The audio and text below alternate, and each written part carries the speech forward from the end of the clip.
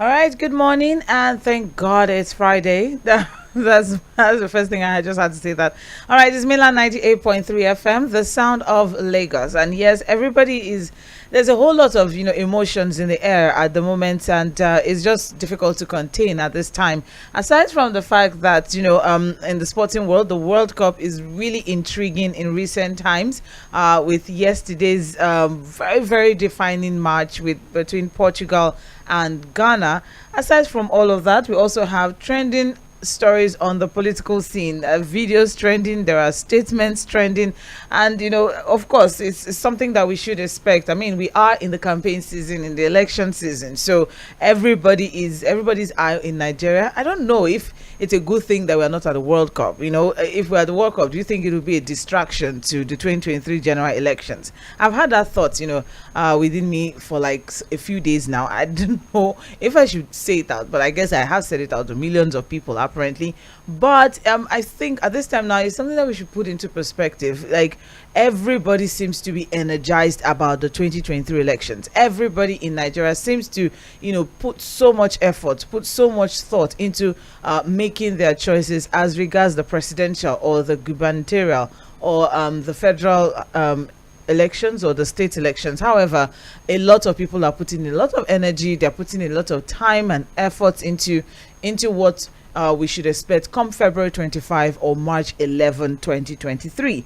All right, and more importantly is the fuel issue that we're experiencing, especially here in Lagos, with the queues are back, longer queues are back, and the fact that you spend hours on the queue, and then when you finally get to purchase your fuel, you're buying it for almost 250 naira.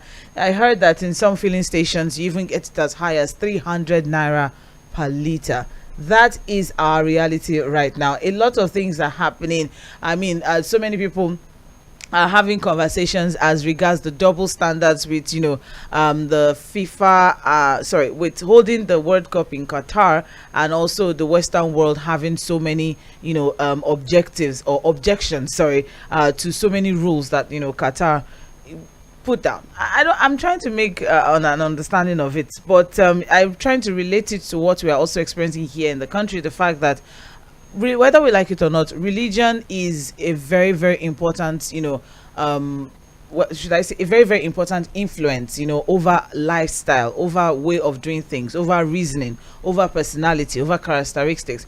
And if you know people and you understand humanity, then I don't think it should be a problem, or I don't think it should be a problem with you tolerating religion, with you tolerating ethnicity, or with you tolerating tribe or whatever. But let's not take away the focus this morning, of course, which is to talk about trending stories on the front pages of our dailies. I just had to model a lot of major trending stories online in those few minutes. But we have our papers here with us: The Punch, The Nation, The Guardian, and of course Vanguard newspaper. My name still remains Omobola Sandra, and Fuad Sahid is joining me via the phone line. Good morning, Fuad.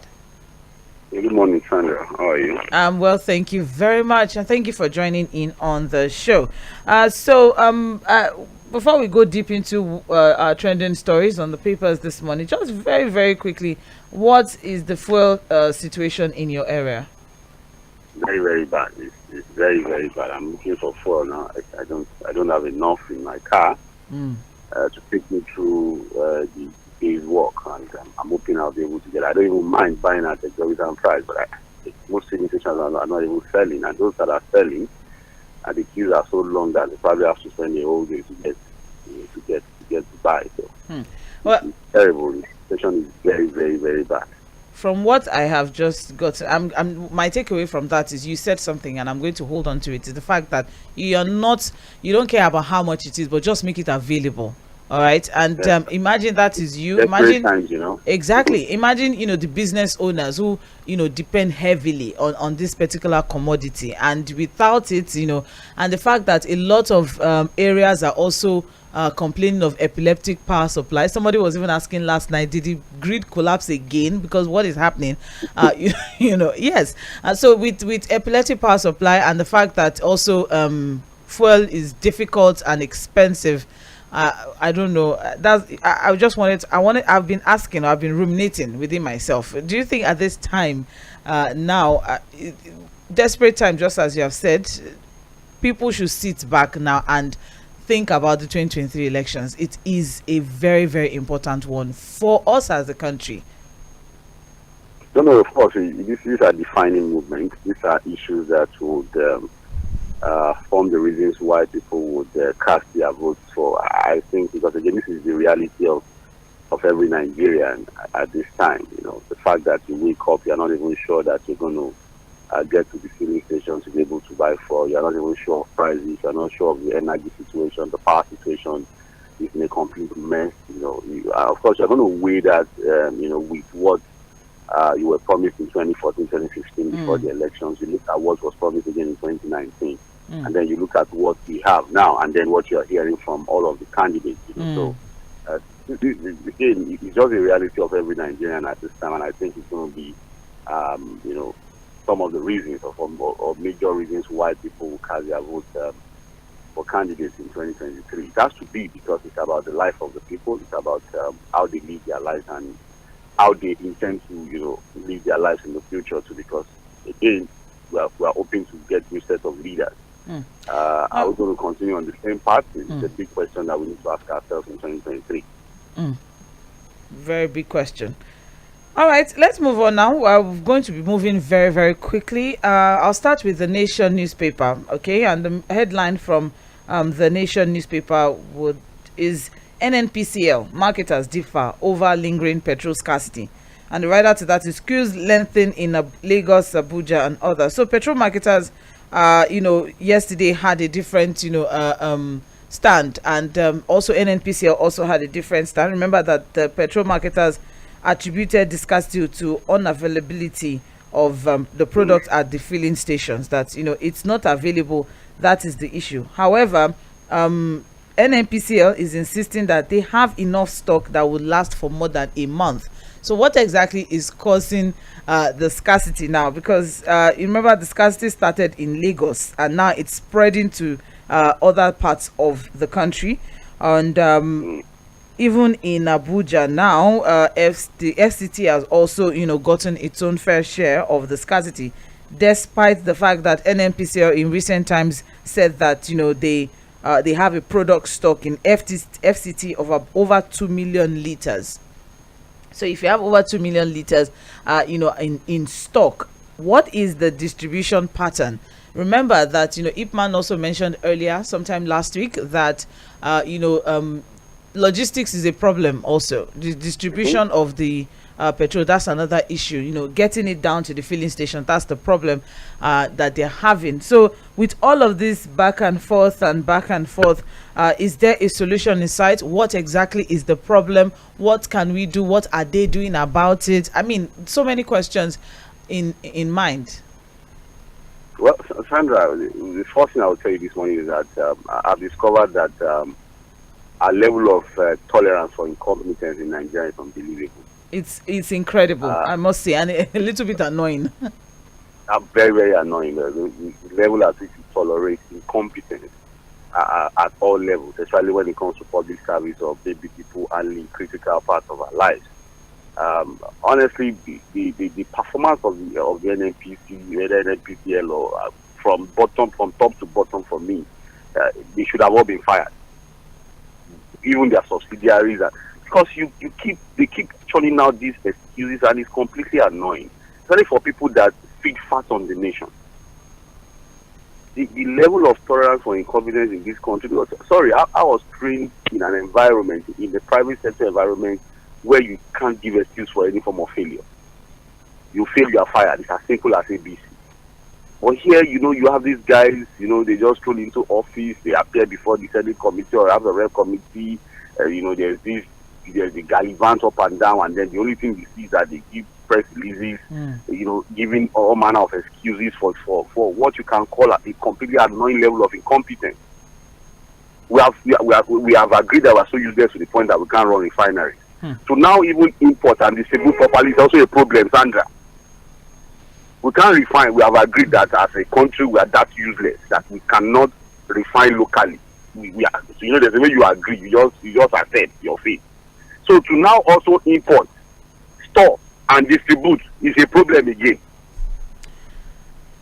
All right. Well, we can get in. And so we are not going to be listening to NNPC, you listen to IPMA, you listen to Penderson, you listen to NUPEN, you listen to too many bodies, too many associations, too many subsidiaries. In all of the explanations, you just get completely confused. And the conclusion is that we just seem to have that high tolerance for complete incompetence in this country, from top to bottom, everywhere. All of us. Including you and I. Yeah. No, because here we are. There's always this thing. Oh, Nigerians are our threshold for, pain and suffering. Yes, is very, very high, and that's why we can survive anywhere. But the thing now would have been for after so much noise, complaint in public space, and all of that. It keeps going and coming. It keeps for 1 month. Then by maybe December, then you see another one. Then in January, for how long?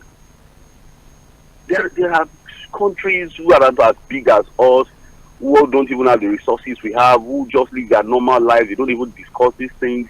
They've moved past the era. There are countries that don't even discuss about power outage again. It's not on the it's not a discussion. If you go there and talk about power outage, you look at that. Let's not forget that that there was a country some months ago that apologized to its citizens for taking power for more than 12 hours.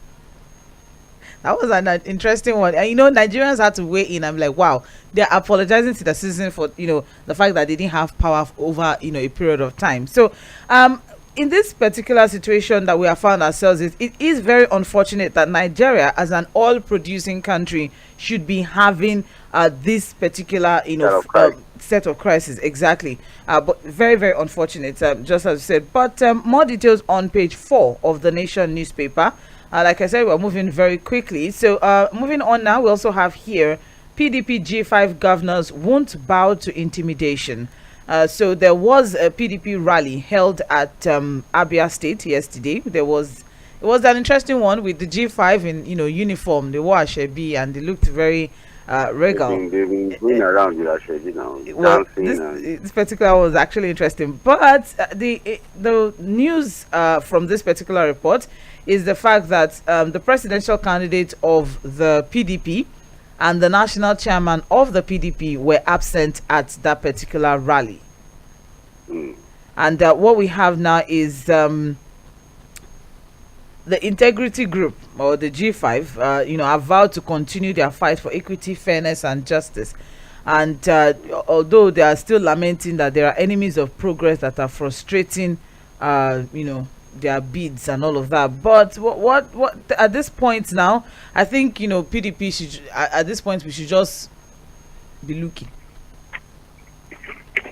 I don't know. I don't think there's. I think at this point maybe we should just be looking, because I don't think there's so much anything new coming from the PDP. I don't think there's anything that's going to shock me from PDP now. It's the same of the same. The G5 speaking, the article silence. IU also, and I think they're going to get to the election period with this same situation. I don't see any way out for the PDP as far as the crisis is concerned. I really don't think Atiku is committed to resolving the issue. I don't see a Wike also trying to concede and shift ground on what he wants with his group of integrity governors, as they like to call themselves. But before we move past this story, I will ask this question once again. Whenever this PDP conversation comes up, I would always ask this question. Iyorchia Ayu, what do you think may be the national chairman of the PDP? What do you think may be making it difficult for him to just, for the sake of, just step down? Sandra, before the primary, and one of the things that Wike and his group has continued to highlight was that Ayu took sides during the primaries, and that they expected that as a party chairman he should have been neutral. So, and he has continued to give evidence, lay allegations of him collecting money from a particular candidate somewhere, and that some of the statements he made even during the primaries showed that he had already pitched tents with a particular candidate who eventually won, which is Alhaji Atiku Abubakar. Now, the question is this: if that allegation is true, I'm minding my words now. Allegation. We don't know the agreements that Ayu had with Atiku, or that Atiku had with Ayu, or with the leadership of the Atiku campaign and all of that, or some members of the party. Remember that the G5 is not the only strong group within the PDP. In fact, people will tell you that Wike is not the strongest governor in the whole of the South. If you're looking at resources, you're looking at capacity, or what you can even bring to the table. Apart from the fact that, of course, Rivers State is the state with the highest number of votes in that region. But of course, you can balance that out with Delta State, which has Okowa, who is the running mate of Alhaji Atiku Abubakar. Udom Emmanuel is in Akwa Ibom. It's not a mean when it comes to resources and the capacity to also deliver for the party in the South. You have also a Edo State. You have a god, Baseki, who is not even in the good books, and So in all of that, you have a situation where we don't know, because I have also heard from Grapevine and some other guys who are close to the PDP who have said that, look, there are governors within the PDP who are even told that if you allow Ayu to step down, we'll pull our support away from you. So it's a battle of ego. It's a battle of ignore them. So I think there are people, strong forces within the PDP, also telling Atiku to just ignore Wiki, and I think that's what I think is playing out. So, okay. There's a way you just gloss over the idea of I'm trying to resolve the issue. I think it is heart of heart. Atiku thinks it's just best for him to ignore Wiki, and then of course focus on the elections. If that is going to work for him, time will tell. All right, moving on from that particular story, you can get more details on page 29 of the Nation newspaper. We also have Appeal Court reinstates Binani Bwacha as Adamawa and Taraba states. So there was a ruling that cancelled their candidature for governorship in those states that for the Appeal Court is ruling otherwise now. And yes, so the Appeal Court has ruled otherwise, that nullified that particular judgment. Yes, so they are back to being APC. So and also the court has asked INEC to or asked the party to resubmit the names to INEC for their names. Yes, for their names would have to upload them back again. All right. More details on page 5 of the Nation newspaper. We also have here, CAN to Nigerians, vote your conscience. All right. So with that statement, are we expecting any form of endorsement from the Christian body? No, when you say vote your conscience to Nigerians, it means that you are leaving it open. Just take your decision, look at all the options, make your choice. The only problem for me when you say vote your conscience is that what exactly is the conscience of the average Nigerian at this time? What are the things that dictate how we see ourselves and then the doctrine of... Remember, we had that conversation on Ballot 23 on Wednesday. If we're talking about change in Lagos, the fact that one party had been ruling for quite a while, and we are asking that question. Even Lagosians themselves, do they want the change? Are they happy with what is going on? Do they really want to change? Do they want the status quo to continue? Are they happy? It's also the idea of voting your conscience. Well, of course, in a democracy, is the best advice that you can give to people. Just vote your conscience, but you need to ask yourself, the conscience of the people at this time. What exactly is it? What's the level of that consciousness to the reality of Nigeria at this time? People have said that, look, with this level of poverty, you're still going to see a situation where people's consciences will still be bought by with money, because there can't be this level of poverty and you don't have situations where inducements would work at the end of the day. So this is about conscience. Well, like I said, it's politically correct to make such statements, but it's one of the challenges with democracy in a country where poverty is at this level. All right, well, people's conscience can be bought, really. Also, you can get more details of that on page 29 of the Nation newspaper. Moving on, we also have here, court sustains injunction stopping Nigeria air takeoff. That's on page 7. So the court has suspended indefinitely the takeoff of Nigeria air. And this is actually an interesting one. I can't wait to hear the response of the Minister of Aviation to this particular one. But more details on page 7.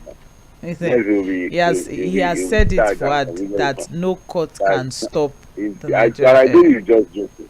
Did I tell you?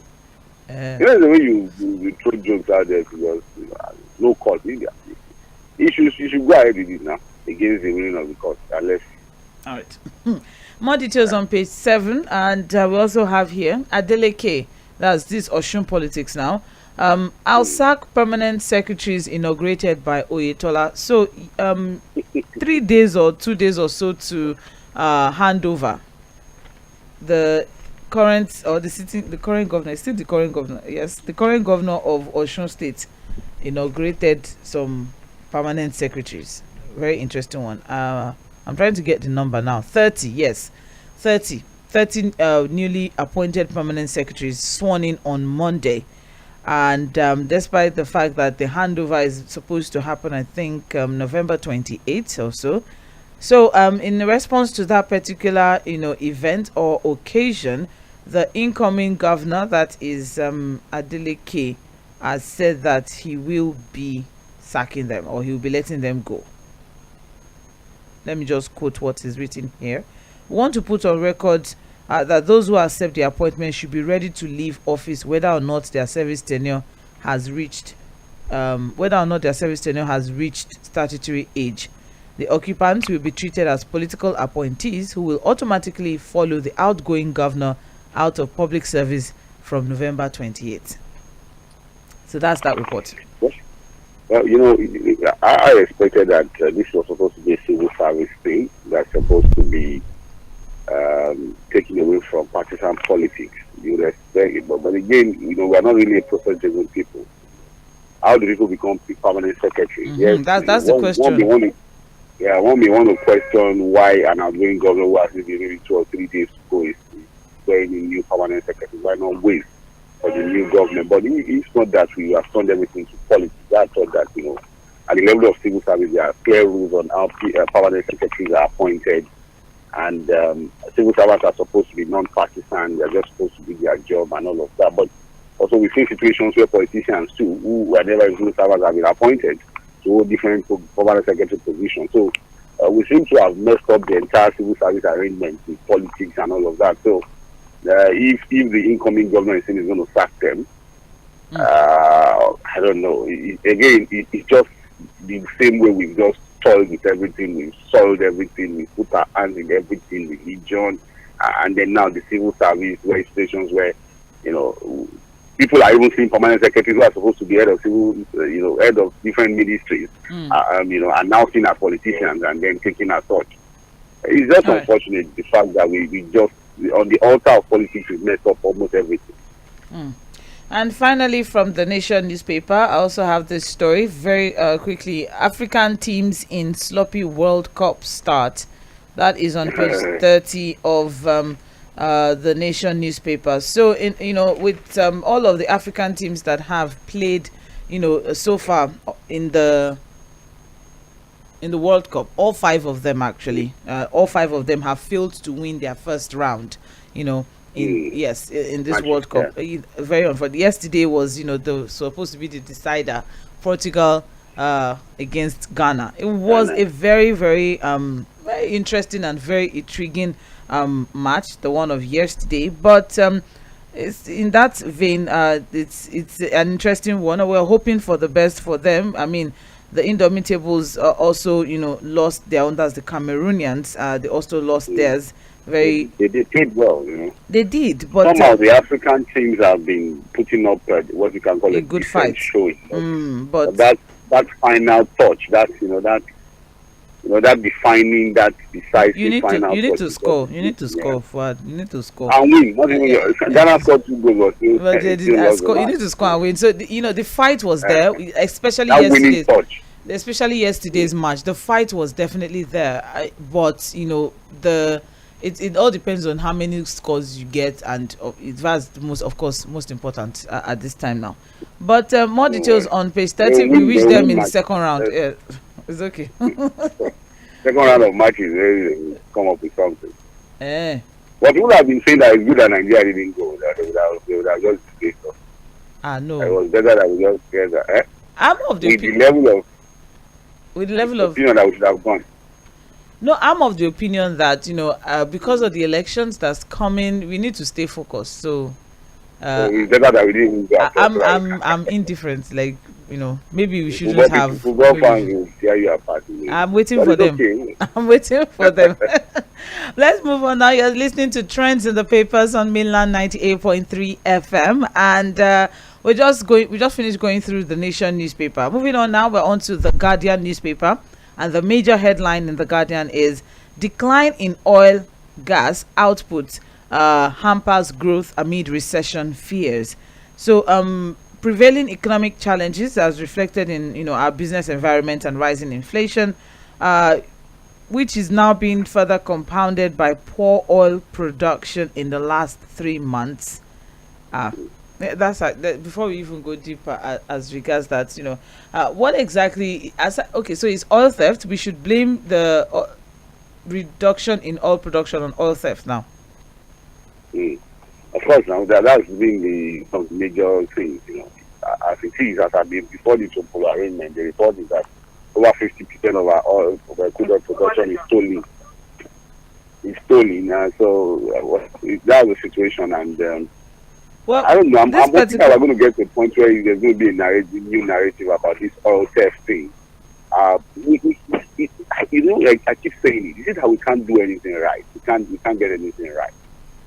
We are not even, again, I keep saying that we are not even talking about refining. So now we even extract the crude oil, take it out there, account for it properly, is also a problem. But away from everything is a problem. Away from all of that now, Fuad, do you think we are edging towards, or do you think we're already in a technical form of recession?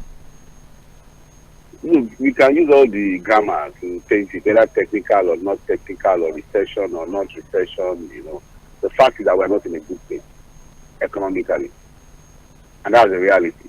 Our revenue generation as a country is not looking good. We are not even able to account for the proper production of crude oil, to be able to say this is the revenue we're making as a country. Our debt to revenue ratio is a completely bad place. We have a huge budget deficit that we don't even know we're going to fund. So, and the deficit could rise beyond what we even have now, because remember that we are not even sure of the funds for those ones that didn't capture the deficit part of the budget. So we are in a situation where everything is looking very, very, very bad. And if we don't quickly do something about it, we are hanging by the cliff. I keep saying it. We are hanging by the cliff. Because if you say it's technical recession, for me, we are it's not even technical. We are in recession already, as it is. Because look at the level of inflation, and that's why you see the CBN keeps, throwing in, increasing what's it called, interest rates and all of that, just to see how they can spend the child. But the reality is that there are other indices and factors into all of these things, which we are not addressing. So whether it's technical or not technical, the fact is that the economy is not in a good place. Nigeria is not in a good place. We are hanging by the cliff. Anything will tilt away. God forbid. All right. So many challenges, so many, challenging economic conditions in the country recent time, and it's really having a huge influence and effect on our productive activities as a country, which is why there are some experts who have the opinion that the country may be heading towards another recession if these challenges continue. Yes, what? The purchasing power of the naira, Sandra. Have you noticed that? Look, you just hold 1,000 naira and ask yourself what value it has. What exactly can you buy with it? Maybe you just do one or two things, it's gone. 10,000, 5,000 naira is as good as you don't even have any money with you. So and again, we're hoping that we're going to have thinkers who will get into government and quickly start to find solutions to some of this problem. But we are getting to a point again where I'm not going to predict that we may get to a point where people will get so agitated and hit the streets again if this continues, this trend continues. Sandra, people are suffering. I'm on the road now. I'm seeing the way people, the queues are so long. People are frustrated. You can see the pain in the eyes of the people. A country as blessed as this, and then you have the situations that and then the only thing is that between NNPC, they issue these statements, and like I said, the tolerance of incompetence. But for how long are Nigerians going to tolerate this level of incompetence? More details. For how long? Because any little thing. All right, thank you for that. More details on page 6 of the Guardian newspaper. The decline in oil and gas output hampers growth. Of course, hampers gross domestic production growth, and amid recession fears that we may be heading towards a recession period if all of this is not repaired and done. Okay, moving on, still on that, riding around that same story, we have on the front page of the Guardian: flood, prepare for high cost of food, increased hunger, farmers warn Nigerians. So there's a whole, it's a very, very long report. You can get on page 3, 4 and 5, pages 3, 4 and 5 of the Guardian newspaper, because the floods are abating, so the farmers are trying to recuperate or recover whatever they can, and have been swept away, a lot of farmlands have been swept away, so they're trying to see whatever they can, and with that it means that there's not going to be a lot to go around, basically. So they're saying, well, prepare for high cost of food, because now they have so little to sell and they have to quickly go back to their farms. But that is on pages 3, and you can also get more on pages 4 and 5 of the Guardian newspaper. Moving on now, we also have here: Senate committee clears Umana, dismisses 480 billion naira fraud. Okay, and that is on page 7 of the Guardian newspaper. And the backdrop to that particular story is we have the Senate Committee on Ethics, Privileges and Public Petitions has exonerated Mr. Umana, Minister of Niger Delta Affairs, of all false allegations of misappropriation and illegal sack of workers that was leveled against him, and dismissed as totally baseless, the petition that was made. Okay, so the writers to that particular story, we have to probe Akpabio, NDDC management over alleged job racketeering. House investigates $475 million fiber infrastructure project under NICTIB. Yeah, all right, I got that. All right, so that's that particular report. So what we have here is now that the Senate Committee chairman commended the minister for working to ensure transmission of the NDDC budgets for 2021, 2022 and 2023 to the National Assembly for legislative approval. All right, so that's what's going on as regards that particular story. We can't question what the Senate has discovered, that to have taken the decision to clear him of all allegations. So I wasn't part of the committee. I probably didn't even listen to most of their proceedings, so, but this is what it is. If the Senate feels it is clear and clean of all allegations, so be it. More details on page 7 of the Guardian. Sanwo-Olu at LSSTF town hall meeting promises improved security. Okay, and that is on page 28 of the Guardian newspaper. So basically, and street robberies in Lagos are getting so bad. People are being attacked. One of my colleagues recently, a schoolmate, was attacked somewhere in Hanover and was shot in the arm.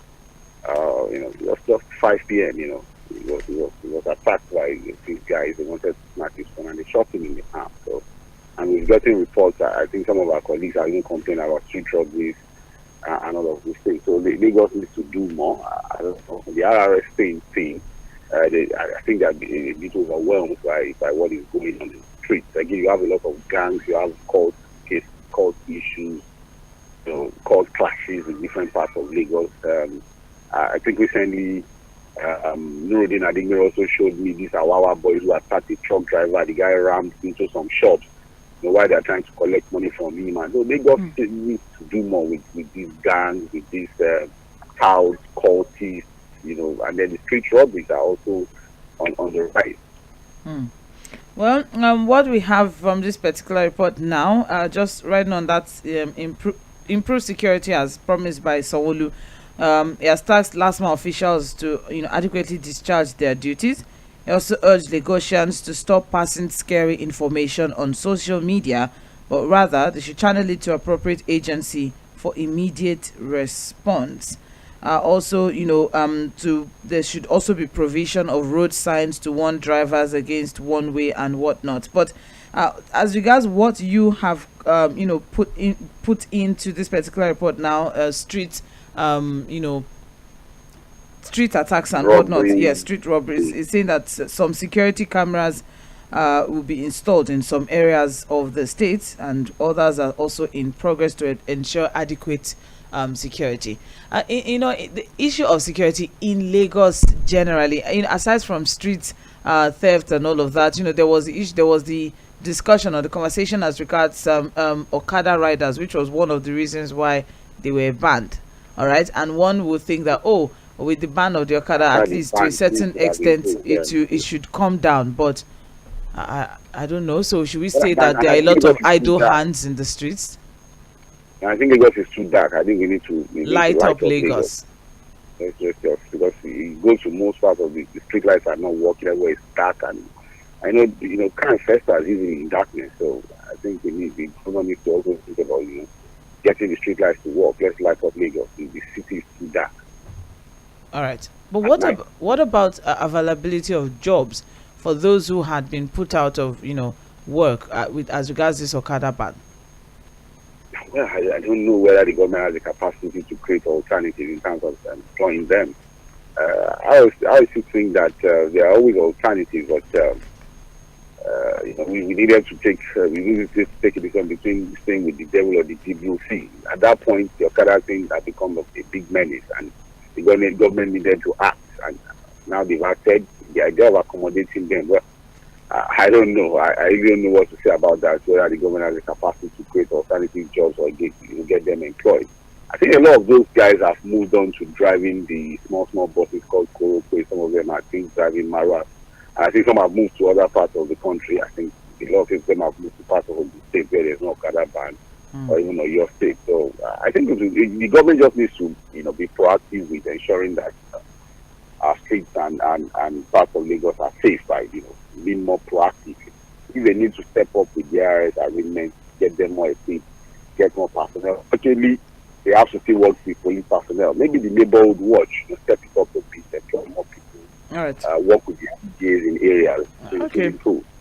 Thank you very much. More details on page 26 of the Guardian newspaper. And finally, from the Guardian, we have here, Kosiel condemns alleged assassination attempt on Obi during rally. So the coalition of Southeast youth leaders decried recent assassination attempt on the presidential candidate of the Labour Party during a rally in Ibadan, Oyo State. There have been a lot of accusations or a lot of yes, as regards that particular one, and there have been a lot of finger pointing and whatnot. But their statement reads, Kosiel condemns in strong terms the attempt on the life of Obi during a rally held in Ibadan. Such evil plot against him, who answered the genuine call by Nigerian youth to serve the nation, is wicked, barbaric, and anti-democratic. And they are also saying that they confirmed from reliable sources that the attack on Obi was planned by an opposition party, considering the belief that the Southwest is the opposition party's stronghold. It's a long read, though. We can get more details on page 27 of the Guardian newspaper. I think at this point we just have to beg our politicians not to set the country on fire. I don't know why rallies and people have been attacked. Remember that people on 2 or 3 occasions rallies have been attacked. The same thing is happening in Ibadan with Peter Obi's rally and his assassination attempt against an allegation. But whatever it is, I think we should just appeal to our politicians to not set the country on fire. Let's have a smooth transition. Let's be peaceful. It shouldn't be a do or die affair. It's not about service to the nation. So if it's about service to the nation, so why make it a do or die affair? I think we can just do our best to appeal to them. It's not set the country on fire. It's not everybody that will jump out. Some of us want to remain here, work, do our part to build the nation and see a Nigeria that work. So it's not everybody that wants to run out. I'm not one of the people that wants to run out. Not even think about it. Can always build the nation and make it great. All right, and then moving on now to the Punch newspaper. Very quickly, we have the major headline there: electronic results transmission. Beware of fraud. Opposition warns INEC. APC recants So the writers to that, Electoral Commission under pressure over Beaver, says PDP. APC has hidden agenda on 2023 elections, Labour Party alleges. I am concerned about poor telecoms network, says Adamu. So there's still the conversation as regards Beavers, but I think we should just put this out there. INEC has insisted and is saying that Beavers has come to stay. All right, but as regards the concerns on poor telco network, or if network actually gets to some certain areas, INEC has also addressed. Excuse me. INEC has also addressed all of that. I mean, they mentioned that there are contingencies, okay, that they have put in place, and there are people that they are going to train as regards the contingencies. So exactly. So the back and forth, or the concern that people have as regards the Beavers, I think INEC has been able to allay such fears. But there's still the conversation going around in the political circle, especially with the national chairman of the APC seriously concerned about that particular one. Okay, more details on page 2. We can only sit back. Yes, can be concerned. It's within his right to be concerned. Yes, we get it. His concern will not stop the use of Beaver. But we cannot stop him from being concerned. Everybody's concerned. Yes. But we are still going to use Beaver. All right. At the end of the day, we can only seriously hope that INEC is as impartial as always. Moving on now from that particular story, we also have here impeachment.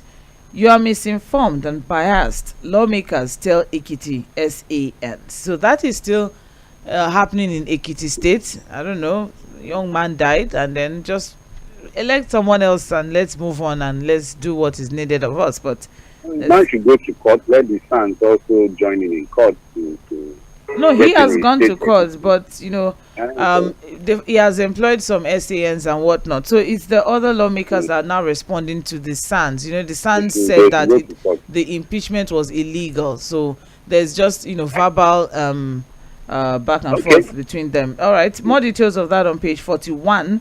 We also have here Northern APC Christian leaders divided over presidential candidates. So we have former SGF. Yeah, yes, I got that. Former SGF Babachir Lawal, okay, and saying he supports a particular candidate, and the fact that members of that group are saying, oh, well, he has a right to his own opinion, but I don't think he's speaking for the entire group. So that is happening in the Northern APC Christian group. All right, and more details of that on page 35 of the Punch newspaper. So help them. Let me just put that Babachir Lawal is supporting Atiku Abubakar. Let's just put that, and then you have yes, and then you have the group saying that, oh, well, he is the leader. Yes, he's a leader and all that, but I think his decision, or they think his decision, or his statement is on his own personal note. More details on page 35 of the Punch newspaper. Moving on now, we also have economic downturn hits manufacturers, oil service firms. That's on page 29 of the Punch newspaper. We can't overemphasize that our economics manufacturing sector is suffering really. Yes. Okay. High energy costs, inflation, high interest rates, everything seems to be on the negative. Working against. Sector. Yes. So you have to pity. Honestly, you have to pity manufacturers at this time. And again, that may be the reason why products for end users are also very, very expensive, because they have to find a way to. The production cost is expensive. Yeah, they have to find a way to deflect it there, and it has to be on the end users eventually. All right, more details of that on page 29. Also, we have reps worry over federal government China $475 million deal. That is on page 8 of the Punch newspaper. Just a brief background on that before we move on to Vanguard. What we have is that the House of Representatives, they commenced investigation of the MOU between the federal government through the Federal Ministry of Communications and Digital Economy and the government of China on an optic fiber project that is worth $475 million. All right. So they are investigating the status of the implementation of phase 1 of that project, including forensic audits on relevant transactions, to execute the National Information Communication Technology Infrastructure Backbone Projects 1 and 2. All right, so many resolutions, and these are based on the unanimous adoption of a motion moved by a member, Benjamin Bem, need to investigate the execution of the MOU between Galaxy Backbone and the Chinese government for fiber infrastructure across the country. All right. Yes. So the House is worried that whereas there has been no oversight to ascertain the level of the job done, and also to verify claims of the revenue generated, but there's a current bid to access more credit facility. So they need to now start checking into that particular deal. And it's the first one that you did. How far? What yes, exactly. For we to now pay you for, or to now request for funds. That's the job of the House, to check these things, oversight function. Yes. To dig up and ensure that people do the right thing. Contracts are signed and so you follow the entire process too. So it's their job. It's part of the oversight function of the National Assembly, and it's nice that they are taking that. All right, and yes, you are still on to Mainland 98.3 FM. We're talking trending stories on from the papers, okay? And now we're finally on Vanguard newspaper, and the major headline from Vanguard newspaper: brain drain. We now have 1 doctor to 6,400 patients. That is coming from medical experts, and they are saying Nigeria is in an emergency situation. 38.7% of Nigerians suffer healthcare depreciation. That's coming from the Bureau of Statistics. And the NMA, that's a medical association, have asked the federal government to act fast. There we are. 1 doctor to 6,400 patients. All right. And even that doctor is probably on his way out. That's the unfortunate thing as regards that particular one. Because as we have now, medical experts have raised the alarm that the ratio of doctors available in the country is seriously a cause for concern as a result of brain drain. And then you also have the fact that apart from poor access to doctors, access to health facility is also a challenge, as the recently released multi-dimensional poverty showed that more than 1 out of every 3 Nigerians suffers deprivation in terms of time to health care. So aside from, the doctors are not even available, the few ones that are available, the health facilities are not there, yes, to even make things work. All right. And then there's someone here who is also has something to say, that the Vice Chancellor of Professor Olusegun Fatusi is saying that recent inductees could seek employment in any country they desire, but he advised that they must ensure they work in Nigeria first before traveling out of the country, saying that it's their right to seek employment anywhere, but it is part of the international labor mobility. But he's advising that before you go, try to get a job here. All right. I mean, he's already anticipating the movement. Not a direct, it's just an advice. No, he's advising them. Okay, and they may take it, they may not take it. Yes, of course. So, but if you go to a public, but what can the federal government do as regards the brain drain in the health sector? Are you not in the country when the Minister of Labour said that we have enough doctors and everybody that wants to leave should leave? We reviewed the story. So in this country, when they said it, we don't have a problem. We have enough doctors and those that want to leave should leave, but they don't care. So the reality is, until we improve the system, until we take health care as a priority, the doctors will leave. Go to the hospitals, go to our public hospitals and see the conditions, at which our doctors work. I was telling someone recently, if you are going to see a consultant in any of our public hospitals now, it probably will be in January, maybe February next year, because they are fully booked. Well, if you have like a serious issue now, you are supposed to see a specialist. Consultant. All right. You go and check any of the hospitals in Lagos, or even in anywhere in the country. Okay. Thank you, Fred. We've run out of time, but there are some major stories that I quickly need to read before we leave this particular paper. We also have as headline from this front page of Vanguard that NDDC, Pandef, its Ishekiri leaders or Haneze divided over Onochi. That is on page 12 of Vanguard newspaper. We also have here why Niger Republic named road after Buhari. That's coming from the presidency. That's on page 21. Also on the front page of Vanguard, we have no rift between Obi and me. Obi and I. That is coming from Anambra State Governor Charles Soludo, and that is on page 11 of Vanguard newspaper. All right, I just quickly had to put that out as we take a short break. I will be back by 8:40 for Mainland Focus, where we'll pick one or two of the trending stories and then you join in on in the conversation. You're still on to Mainland 98.3 FM, and we will be right back.